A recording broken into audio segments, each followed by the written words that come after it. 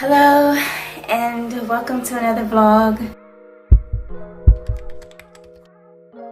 I hope your holiday was good. Merry Christmas, Happy Kwanzaa, all that good stuff. Hope your 2018 has been as good as mine has been. Yeah, I think I had a pretty good year. I think I had a really good year. I learned a lot, met a lot of great people. Yeah, it's just been a really good year. It's just been a really good year. Today, I'm just going to talk about the year that I've had and talk about like my goals, or not really goals, but like my focus. The three main things that I'm going to focus on next year. So if you have been like following my channel since the very beginning, first of all, thank you so much. Like, wow, I'm honored. And second, you should know that I started my journey as a web developer in like December 2017 because of a Skillshare class that I found, because I was just looking on Skillshare for something new and interesting to learn, and I've always kind of been interested in like computer science and like computer programming. Like, I like the idea of that as a career, but I didn't think that it was something that I could do because I thought that I needed a degree and I couldn't go back to school because I was already in debt, couldn't take out any more loans. So I was just like, you know, I'm gonna try something else, you know. So I looked on Skillshare for something to learn because I was bored, and I found this intro to web development, intro to like CS. I will link it down in this down in the description. So yeah, I found this Skillshare class because I was bored, and I'll link it down in the dooblydoo below. I built my first website in like 3 hours. It was fun. So I googled web development careers and kind of fell in love with the idea of being a web developer, because I read that the first time I researched it, I read that you could be a freelancer as a web developer, and that is something that I have always been interested in, like working for myself. Like, I don't want to work for anybody at all. Like, I hate jobs. I really do. I hate jobs. And then I started, well, I didn't start a new Twitter account. I just went back to my old Twitter account and just kind of rebranded to Web Dev Deja. Started following a bunch of tech companies, I guess, or tech communities, like Women in Code and DC Femtech. I think were the first, or one of the first techie Twitter accounts that I followed. So yeah, I was on Twitter just so I could like network with other developers and like reach out to people for help and get encouragement and stuff like that. I never really liked Twitter before. I don't know why. I thought it was boring. I was always on Facebook and Instagram back in the day. I couldn't get into Twitter. Now I love Twitter. Now I only want to use Twitter for everything. I mean, I like Instagram too, but Instagram is owned by Facebook, so kind of feel iffy about it. But anyway, I went off on a tangent. So yeah, I started the Complete Web Developer 2.0. That was okay. It was a bit outdated now. It was kind of boring, to be honest. Like, I learned a lot of HTML and CSS, but like once he got to the JavaScript section, he lost me because he didn't really explain things the way I needed it to be explained. Yeah, those are words. But yeah, I didn't like that course at all. I tried to stick with it, I really did, but I was just not feeling it after a while. So I tried to look for some other resources, and I was just so overwhelmed by the wealth of knowledge out there that I kind of stayed stagnant in my learning career, to be honest. I wasn't learning as much as I wanted to. I wasn't completing any projects. I was starting a lot of projects, but I wasn't completing them, which is why I started, you know, year completion. But yeah, then I met the Digital Empress, and then I started this YouTube channel. Then she started and I joined the Digital Empire, and it's been awesome so far. Like the people, the girls, the women in there, the men in there too. Well, some of them, the ones that didn't get kicked out, they are cool. I met Digital Empress on Twitter because I was looking for some black tech YouTubers to follow, because I didn't find any at all. Well, I found like one other black guy that was vlogging, and he was a web developer or software engineer or something like that. I forgot his channel. I gotta find it again because he was pretty interesting and I did like his vlog, or the one vlog that I watched. But I couldn't find any other black people who were vlogging about being in technology, and I was just like, why? Where we at? So yeah, I started my channel, and then I followed Digital Empress and or subscribed to her channel. Been trying to find my direction with this channel. Right now it's just vlogs, but I really want to branch out next year and probably do like a midweek check-in, I guess. I don't know. I still want to do the Things I Learned series. Things I Learned Thursdays or Tuesday. No, Thursday. Yeah. And then like do a weekly vlog and post that on Saturday. I don't know. I'll figure it out. But anyway, where was I? I met Digital Empress, started this channel. Yeah, Flatiron School.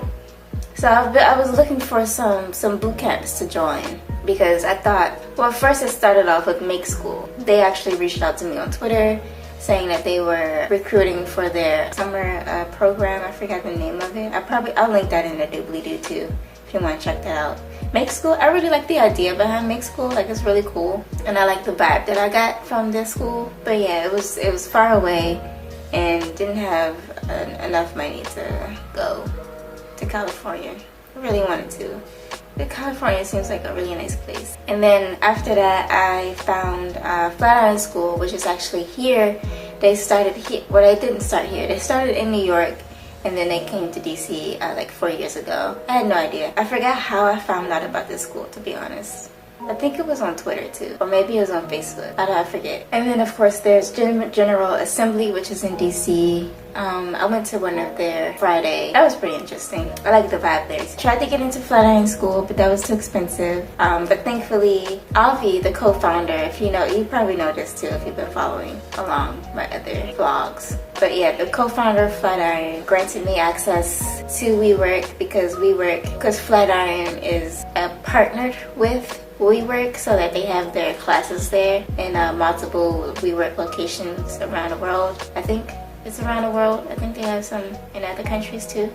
I'm not sure. But yeah, Flatiron School uses WeWork's co-working space for their classroom setting. I was on Twitter, of course, complaining about like how hard it was to focus at home, which is why I've been here at my boyfriend's place for like about a week now. So yeah, it's really hard for me to focus at home because there's 2 babies, there's just a lot going on. I really need to do an energy cleanse in that house because I need to get rid of all that negativity, all that stagnant energy, and invite some productivity, some creativity, some love, some good energy into that house because we need to, it's just time. You know, it's the end of the year. We need to reinvite some energy into the house because it feels a little weird in there now because it's never been cleansed. But anyway, we went off on a tangent again. Yeah, so thanks to Avi, I was able to use WeWork as like a study location away from home because I was complaining about how loud it was at home and my headphones wasn't that good. And then I met my client at WeWork, and I told you that in the last, did I say that in the last vlog? I think I said that yeah, how I met my client at WeWork. That was pretty dope. And I met some other cool people at WeWork too. WeWork is just so nice. I really miss going there. But actually, my client has WeWork access until 2020.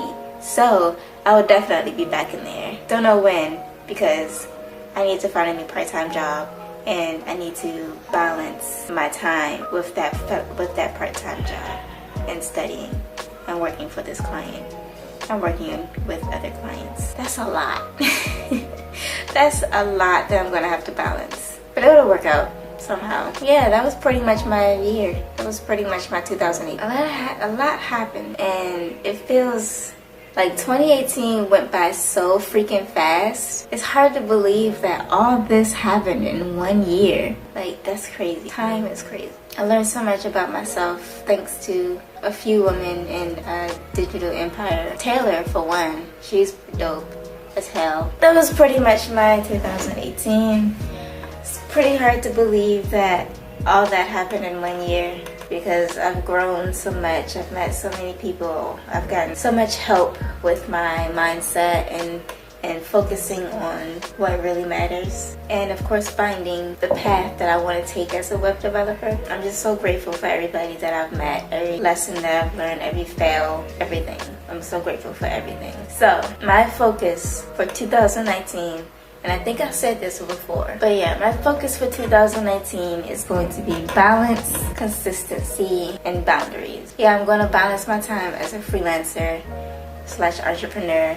I'm going to have to find a new job, of course, and then I'm going to have to balance my time with that new job while also working with this client and working on other paid client work and studying, because you're never going to stop studying, for real. So I'm going to have to balance my time, balance my energy, balance everything, pretty much.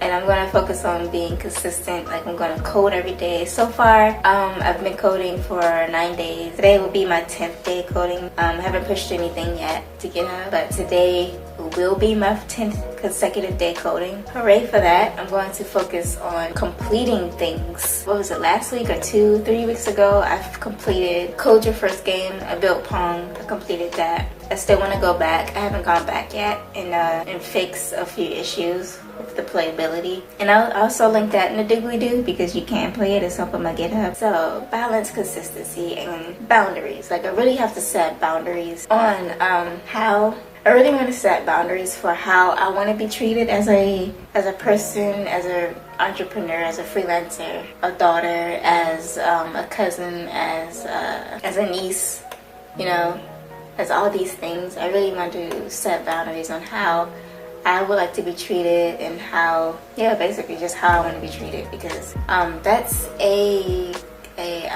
establishing boundaries is a cognitive behavioral skill that I've been wanting to master for a long time, because that's something that I think I've always had trouble with my whole life, pretty much, is telling other people or setting the example of how I want to be treated by other people and by myself, to be honest. Like, I haven't been very kind to myself in previous years, but this year, well, I learned how to be more kind to myself, how to be more accepting of who I am as I am, and not beating myself up too much about my downfalls or my negative traits. I've just been trying to improve wherever I need improvement, pretty much. Whatever aspect of my personality that needs improvement, I've been learning how to improve it, pretty much. But yeah, that's pretty much it. It's pretty much all I wanted to talk about. Oh, actually,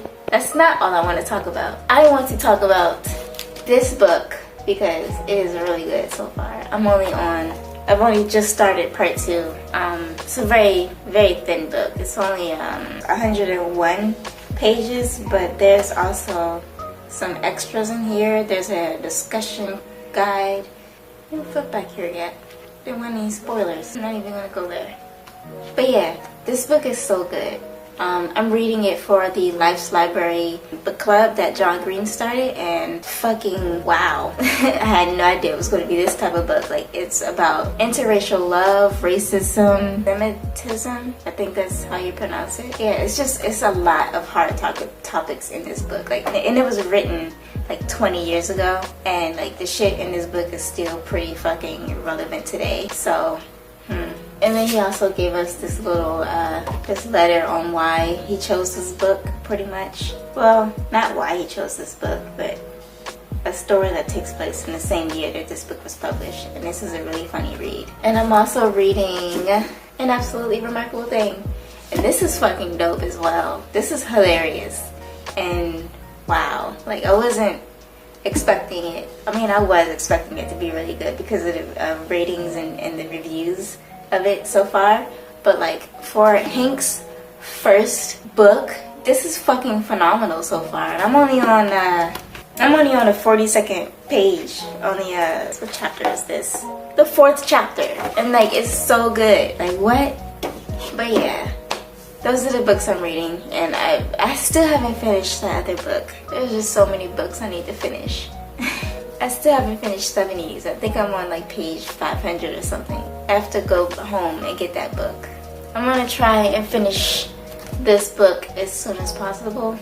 because the discussions in the Discord community has already started, and like I'm only on in the second channel of the book's discussion, because it's broken up into, there's like 20 something chapters in this book, and it's broken up into chapters of like 3s, I think. So I really want to finish that book as soon as possible. It's the next day. My phone ran out of space, so couldn't finish it yesterday. I had to get back to studying. So yeah, I'm just gonna finish it off today. I think I was talking about the books, but I actually realized that I left out some things in the first half of the vlog, so I'm going to talk about that. So between the time that I started my YouTube channel and was looking for a boot camp, I was struggling with depression and anxiety, because it was just so much to learn, and I was lost and confused about what path that I wanted to take as a developer, because there was just so many things that you could do in technology, and it was just a lot to take in. And then on top of like all the things that was going on at home, I felt pressured to like hurry up and choose something, you know? So yeah, that's one. Another thing is, like, right after I met my client at WeWork, I went back to my old my bus aid job that I showed you in previous vlogs. And you know, while I was there for like the first month and a half of being at that job, I was studying for my Network Plus certification so that I could get back into IT, but I was also studying web development, or trying to, and I realized that I was just focusing on studying two very completely different tech fields, and I was kind of overwhelmed. Yeah, I was overwhelmed, because I felt like I had to hurry, because this bus aid job doesn't pay that much, and the bills are stacking up at home, so I had to hurry up and get the certification so I can get a new job, so I can, you know, take care of more financial responsibilities at home. So yeah, I had to stop and like really think about what path I wanted to go down as a person in tech and as a developer. And then I finally came to the realization that I just want to focus on being a full stack web and app developer, and then just like branch off into game development, because I really did enjoy building that Pong game, and I really want to do some other like little mobile games, and then eventually some PC games too, because I actually did go to school for game art and animation. That's like a career that I actually thought about. Yeah, I had to come home because it was expensive and there was a family emergency. Yeah, so then I steered a mastery, and then my client reached out to me like 2 or 3 weeks ago about being a long-term developer for her company. Excited about that. Signed off the NDA, so like she invited me to the Slack, and it's like really happening. Like, I'm actually a part of the team now. I'm actually a part of the company now. Like, I have my own company email that I have to log into. I have my own, I'm gonna get some complimentary business cards, which I'm really excited about. I've never had a job like this before, so like, yeah, this is all very exciting. So yeah, that was my 2018. I actually did write down 4 priorities that I want to focus on in 2019, and those are establishing personal and professional boundaries, having a stable long-term income from a part-time job, finishing 0 to mastery before spring, and of course balancing work and life, because we all need to do that better. I think we all need to focus on being the best workers that we can be, being the best at our jobs, but also being there for our family and friends. So that's pretty much it. 2018, those are my goals for, oh, not my goals, but focus for 2019. I'm going to get better at vlogging, I swear. I'm going to get my shit together one of these days. I'm going to be more consistent with these vlogs. I don't know if I should change the schedule of these vlogs to be like twice a month instead of like every week. I don't know what I have planned for this channel. I guess I gotta sit down and think about that too. So yeah, like, tell me what you think about these vlogs. Like, what do you think I can improve on? Because do you think this is boring? Because I'm just sitting down talking. Like, I'm not out there doing anything fun. I have no time for fun. I have no money for fun. So like, I can't be out there having fun like all the other vloggers. One of these days I will though. But yeah, what do you think? How can I improve? Is my voice boring? Am I boring? Do you like hearing about my life even though I'm just studying and working and drinking tea. I have no idea how to close this video out. Talk to me in the comments. I want to hear what you think. I guess I should be like all the other YouTubers and be like, comment, and subscribe to my channel. And I'll see you guys in the next one or whatever. I don't know. Thanks for watching. I promise I will be more consistent next year. I'm going to come up with a plan before the end of the year. I'm going to have a plan for my YouTube channel for 2019. Thanks for sticking with me. Bye.